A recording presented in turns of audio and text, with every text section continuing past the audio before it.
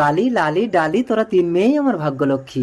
না বাবা, আজ তোমাকে বলতেই হবে কে বেশি ভাগ্যবান। চল 3 রাস্তার মোড়ে গেলে তোরা এর উত্তর পেয়ে যাবি। চল বল তোরা কে কোন পথে যাবি।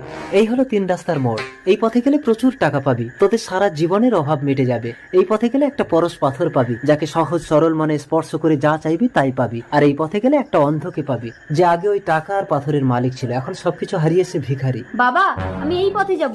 অনেক টাকা পেলে আমার সারা জীবনের চাহিদা মিটে যাবে। বাবা, আমি এই পথে যাব। পরশ পাথর পেলে আমি যা চাইবো তাই পাবো। যা লালি। বাবা, আমি এই পথে গিয়ে অন্ধভিখারীর সাহারা হতে চাই। যা কালি।